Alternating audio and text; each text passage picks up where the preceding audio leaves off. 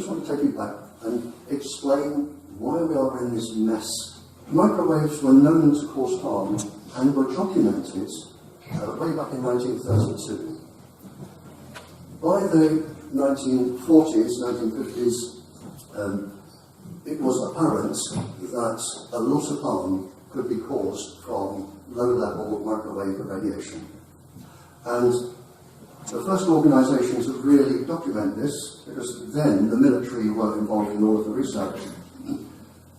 In 1971, the Naval Medical Research Institute, which is the United States Research Institute, they referenced 2,300 documents listing that microwaves could harm any living thing, including humans. So by 1971, everything was known that we needed to know about microwaves. Since 1971, it has been a cover-up. Since then, I think this is one of the most shameful documents ever to be published in our 40,000 generation human history.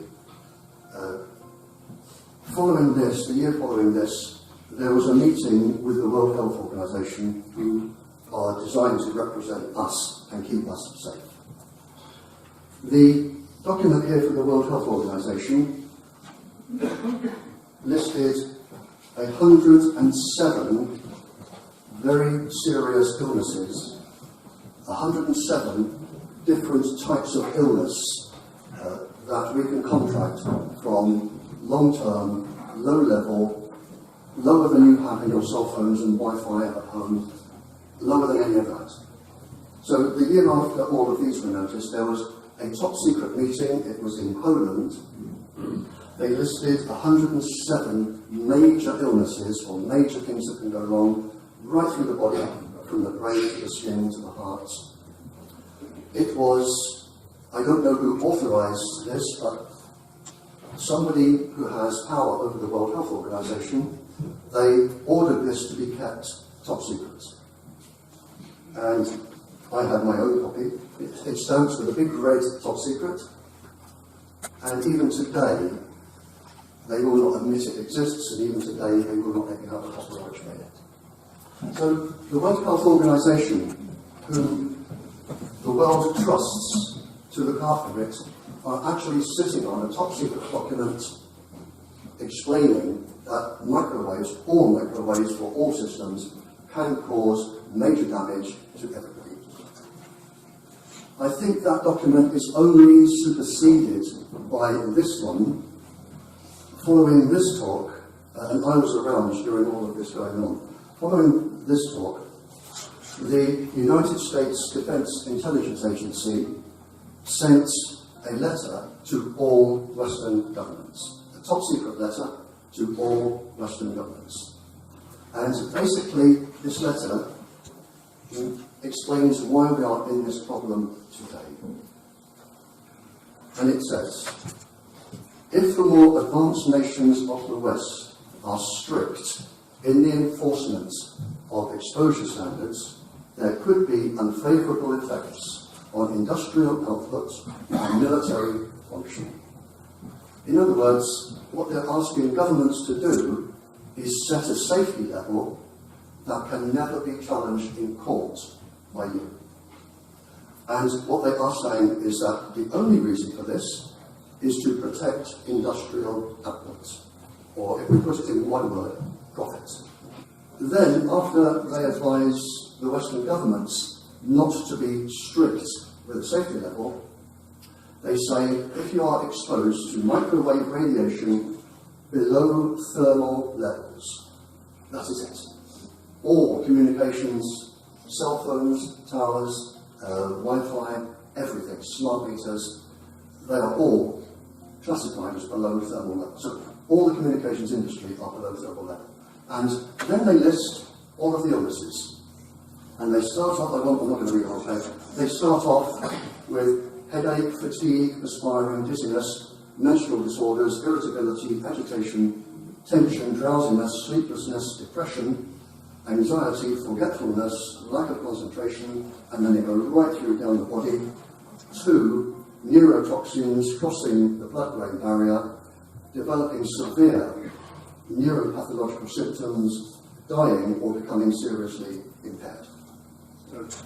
That is what is known, and that is what you can expect from the microwaves. At the same time, again, these are all obviously classified top secret, but I still have my friends in the spy world, so I get copies.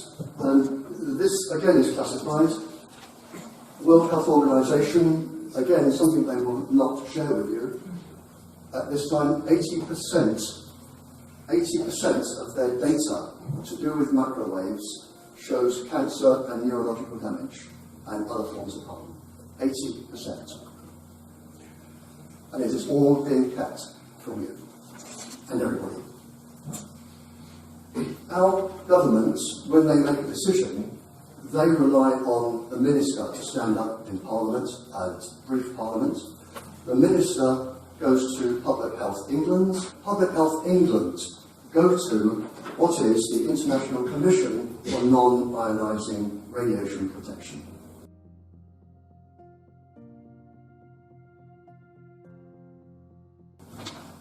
They are the key body.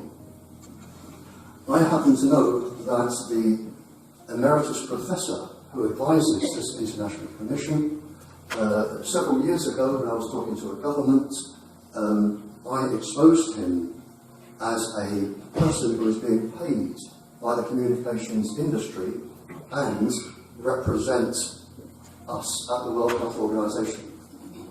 Michael Rappaccini, now I think he is professor at the University of Rome. And those of you here who have spoken to governments, you will know and you will confirm that when you talk to a government, you sign to say that you have freedom of speech, like MPs in our parliament. You have freedom of speech, but if you lie, they will take you straight to their jail, and they start talking years, not weeks. And I took advantage of this freedom of speech, and I said, I believe the gentleman who was Professor Rappaccini, I said, I believe the gentleman following me is a paid consultant for the communications industry and an advisor, the chief advisor for the World Health Organization, and I believe that that is a conflict of interest.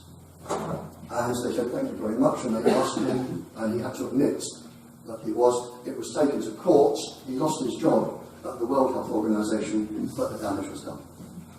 And it is still his work which is being quoted today. The international commission that our government scientists rely on, and 42% of the planet, the advice they give to our government is, it's not secret, it's in a document, but I have been to many, many places in the UK, and I've been to many, many countries that wave the international certificate in my face and say, we follow these guidelines. And I say, look, thank you very much. Have you read the document you are quoting at me and you are making your decision from? And that is a good question to ask them.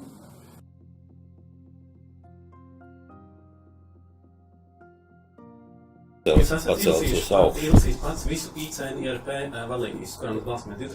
Protams, ka es neesmu viņus detalizēti lasījis un studējis. And to date I've never met a single decision maker who has read the document that they are quoting and they are setting their levels from. And I have. And I'm going to read just a couple of sentences because if they did read it, we wouldn't be in this mess. First of all, it says that it is a general guideline to measure heat only. Nothing else. A general guideline. Then they say, for example, children, the elderly, chronically ill people might have a lower tolerance for one or more forms of non-ionising radiation. Those are our microwaves. They may have a lower tolerance than the rest of the population. It also says that there are particular members of the population who are sensitive. So they are acknowledging that certain members of the population may suffer.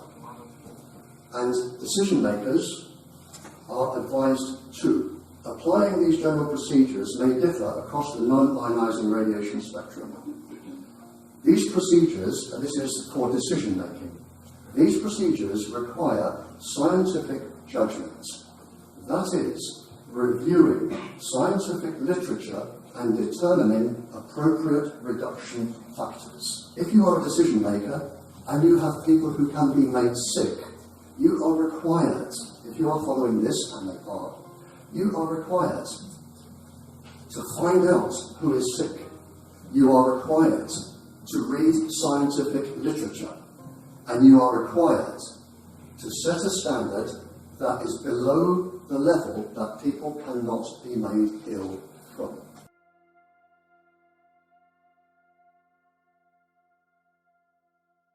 As an example of this, and again this isn't published because they don't really want you to know about this, but there is a site of special scientific interest in Australia. It is a mountain range and forest with beautiful countryside, nature reserve. It's called NARDI, N-A-R-D-I.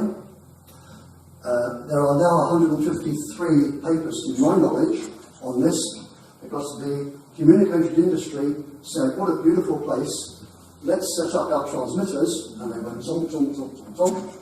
And within a few years, everything that could leave has left, everything that could not leave has died, the trees have died, and the last paper I read, the scientists said even the microorganisms that keep the soil alive have died. The entire sites of scientific interest, sites of special scientific interest, NARDI, N-A-R-D-I in Australia, they're trying to keep it secret, but if you go to it on the internet, you will find that there are 153 papers, if not more, and the entire site is now dead.